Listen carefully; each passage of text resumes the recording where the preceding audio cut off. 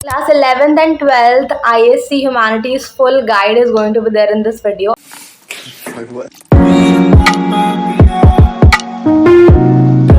Along with some very important topics. First of all, subject selection guide, which is going to be for class 11 students.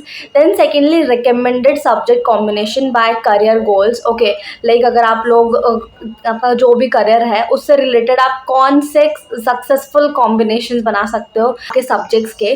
Okay, सो वो सारी चीज़ें बताऊंगी. Along with that I am going to talk about marking scheme and passing criteria कि कितना क्या होता है for ISC and essential study resources. ये क्लास 12th वालों को बहुत काम आने वाला है. 11th में आपको नहीं, लाइक एसेंशियल स्टडी रिसोर्सेज थोड़ा सा डिसेंट काइंड रहेगा आपको 11th में, बट इन 12th ये बहुत ज़्यादा इंपॉर्टेंट है. तो if you are 12th student so wait for it.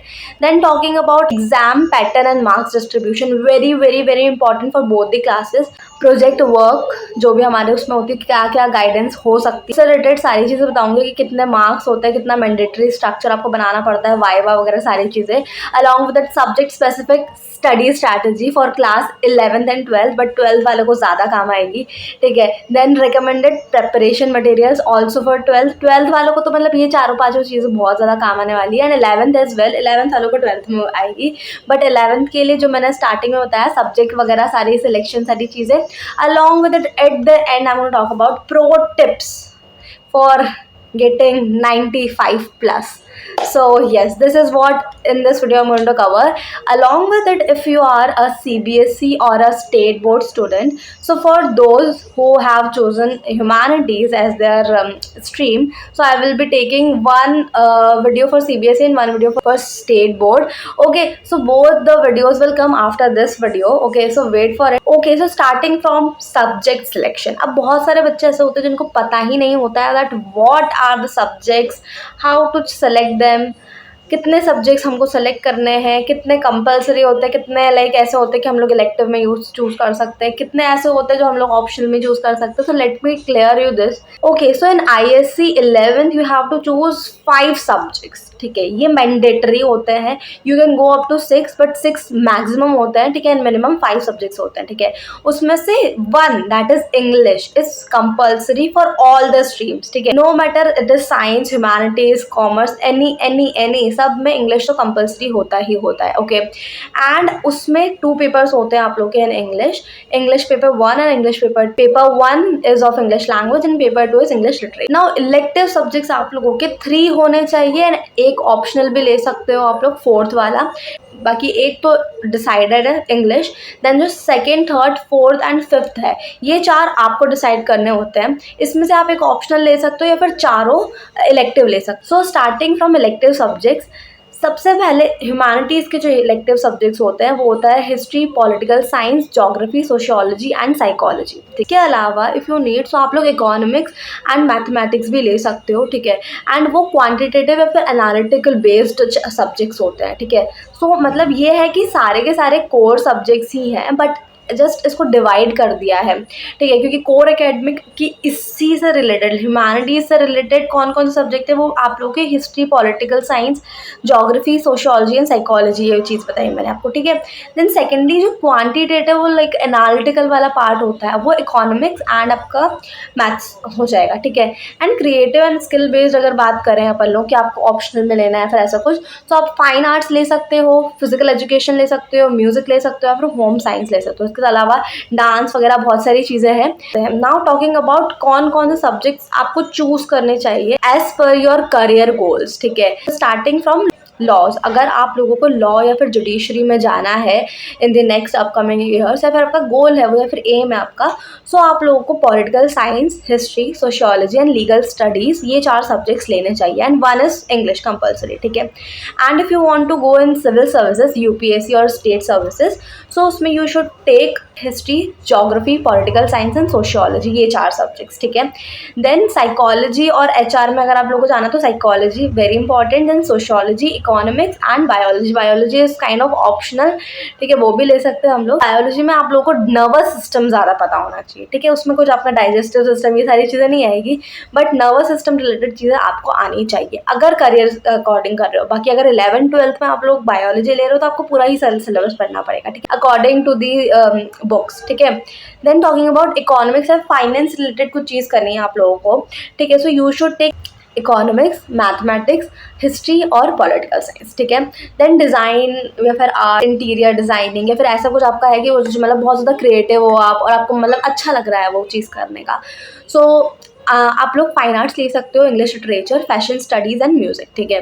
So now talking about third thing that is marking scheme and passing criteria. सबसे पहले वेरी हैवी सब्जेक्ट्स जो होते हैं, for example history, political science, economics and English, ये usually cover करते हैं 80 marks, ठीक है, एंड उसमें से आप लोग को 20 मार्क्स प्रोजेक्ट वर्क का होता है। देन प्रैक्टिकल सब्जेक्ट्स होते हैं like geography, psychology, fine arts and दूसरे म्यूजिक वगैरह, उसमें आप लोगों को 70 मार्क्स जो होते हैं नॉर्मली थ्योरी वर्क में होते हैं एंड 30 मार्क्स प्रोजेक्ट या फिर प्रैक्टिकल वर्क में आता है, ठीक है। नाउ पासिंग मार्क्स जो होते हैं वो हर एक सब्जेक्ट के लिए 35% होते हैं, ठीक है। इसके साथ इसके मतलब नेक्स्ट अभी इसके बाद में मैं आप लोगों को ये भी बताऊंगी कि बेस्ट जो हमारा ICSE क्लास 10th में होता था बेस्ट 5 वाला, ठीक है, क्योंकि बेस्ट 5 से परसेंटेज कैलकुलेट वगैरह सारी चीज़ें होती है, सो वो मैं बताने वाली हूँ। 11th में भी ऐसा कुछ होता है एंड 12th में तो बहुत सारी चीज़ें काम आएगी इससे रिलेटेड आपको। So now let us talk about essential study resources. कौन से रिसोर्सेज सबसे बेस्ट है? काउंसिल प्रिस्क्राइब्ड बुक्स जो है आप लोगों की उसी पर स्टिक रहो सबसे पहली बात, तो उनको पहले रीड करके ख़त्म करो। PYQs एसेंशियल रिसोर्स होते हैं सबसे पहले तो, कि 10 ईयर्स के जो PYQs है वो आप लोग प्रिंट आउट निकलवा लो, कहीं से भी सैम्पल पेपर वगैरह सारी चीज़ें ले लो, ठीक है। If you are in class 12th, 11th के लिए इतना ज़्यादा मतलब स्ट्रेस लेने की ज़रूरत नहीं है, 12th में अगर हो तो 10 ईयर्स के ज़रूर ले लेना। एंड उसके बाद में ऑफिशियल सिलेबस जो है उसके अकॉर्डिंग चलो, ये ही एसेंशियल स्टडी रिसोर्स है, ठीक है। इसके अलावा आपको कोई भी रेफरेंस मतलब फालतू की चीज़ करने की ज़रूरत नहीं है, जो इनमें है वही आपको रेफरेंस में मिलेगा। जितने ज़्यादा रिसोर्सेज होंगे ना उतना ही कम तुमको पढ़ने में मन लगेगा, क्योंकि ऑफकोर्स हमारे सामने जब इतनी सारी चीज़ें दिखती है ना तो हम लोगों को समझ नहीं आता हम स्टार्ट कहाँ से करें, एंड जब वो समझ नहीं आता तो हम लोग स्टार्ट भी नहीं कर पाते। सो इस वजह से आई एम सेइंग कि आप सिर्फ ये 3 रिसोर्सेज पर स्टिक रहो। फर्स्ट ऑफ ऑल आपकी प्रिस्क्राइब्ड बुक्स जो आपकी ऑफिशियली मिली हुई आप लोगों को स्कूल से, देन सेकेंडली PYQs 10 ईयर्स के, मैक्सिमम 10 ईयर्स, ठीक है, एंड थर्डली आप लोग अपने ऑफिशियल सिलेबस को अच्छे से समझो, ठीक है, that's it. Now let us talk about project work. Project work में आप लोगों को मतलब एक तो आप लोगों को 20 मार्क्स या 30 मार्क्स वाले जो मैंने सब्जेक्ट्स बताए थे दोनों, उसमें आपको अकॉर्डिंगली प्रोजेक्ट दिए जाएंगे फ्रॉम द स्कूल, एंड उसके साथ में आप लोगों को वाइवा भी लिया जाएगा। वाइवा क्या होता है बहुत सारे बच्चों को नहीं पता होता है। So viva is a oral exam, ठीक है, जो कि विजिटिंग एग्जामिनर लेते हैं, मतलब बाहर से एक्सटर्नल्स आते हैं, ठीक है, एंड वो आप लोगों के टेस्ट लेते हैं, ओरल टेस्ट एंड ऑल। वो मतलब कुछ भी नॉर्मल सी चीज़ पूछेंगे अगर रिलेटेड टू योर प्रोजेक्ट, ठीक है, आपके प्रोजेक्ट से रिलेटेड वो सारी चीज़ें पूछेंगे। सारी चीज़ें क्या मतलब कुछ क्वेश्चंस होते हैं, ज़्यादा बहुत ज़्यादा लेंदी नहीं होता है, ठीक है, बट वो डिपेंड करता है कि एग्जामिनर कितने लेंदी है, मतलब स्ट्रिक्ट है या फिर कितना मतलब वो फ्रेंडली है या फिर ऐसा कुछ। एक्सटर्नल जो होते हैं वो अच्छे मिल गए ना तो आपके 20 मार्क्स और जो 30 मार्क्स है वो तो कहीं भी नहीं जाएंगे, ठीक है। सो दैट्स इट, बस यही चीज़ होती है। तो आपको अच्छे से प्रिपेयर करना है। वैसे तो आपके अच्छे मिले नहीं मिले एग्जामिनर, प्रिपेयर तो अच्छे से करना ही पड़ेगा। एंड मैं बताऊँ ये क्यों होता है। आप सबसे पहली बात तो ये कि जब प्रोजेक्ट हम लोग अभी 10th तक बनाते थे तो किसी को भी देते मेरा प्रोजेक्ट लिख कर आ जाना, तू मेरा प्रोजेक्ट कर देना यार प्लीज़, मेरा प्रोजेक्ट कर देना, मेरे को टाइम नहीं है मेरे पास, ऐसा था।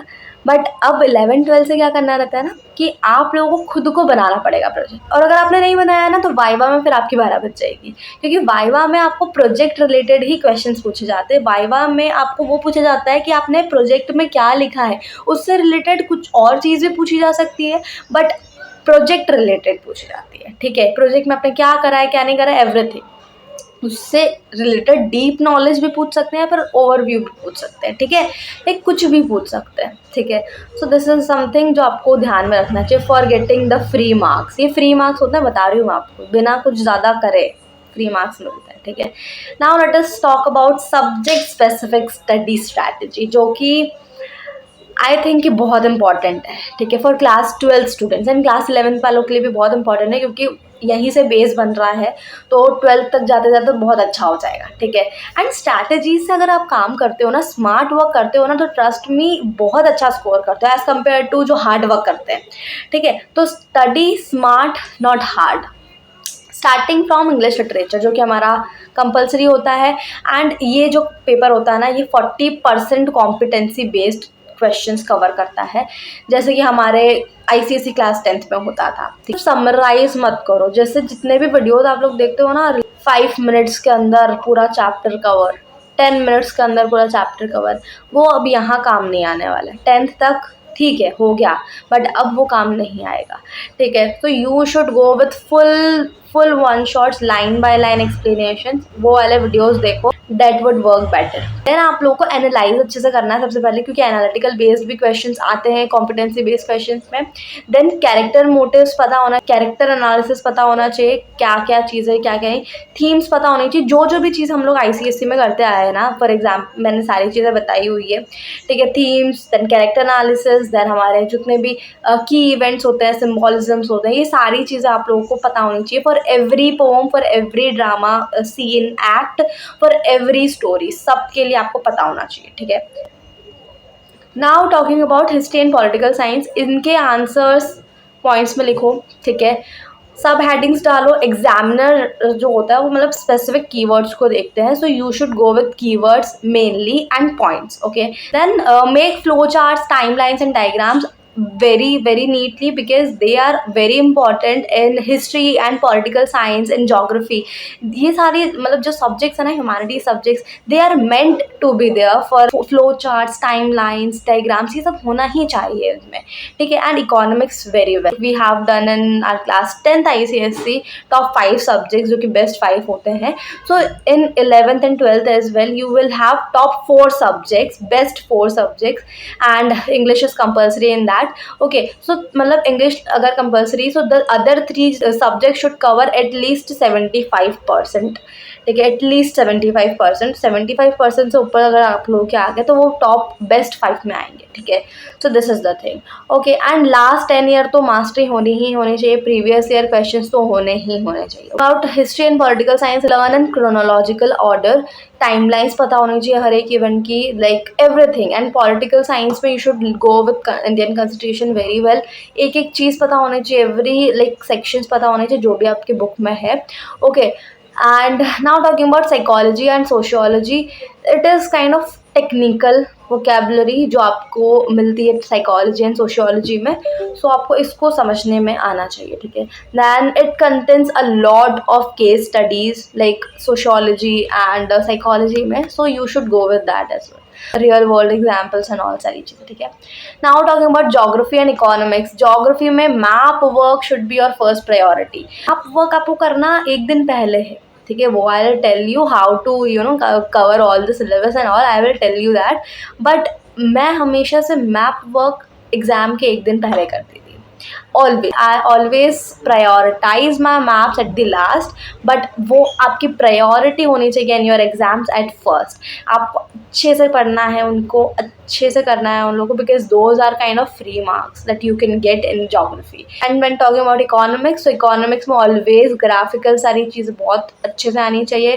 Then you should learn formulas, along with it logical order में चलना है इकोनॉमिक्स में, रटना नहीं है कुछ भी, you should go with logic, okay. Along with it, now talking about recommended preparation materials, first of all question bank, you should go with any question bank and practice some kind of mind maps, then solve question paper and sample papers, ये 3 चीज़ आप लोग के लिए most important resources होते हैं, and यही आपको choose करने चाहिए for preparation of your exams, ठीक है।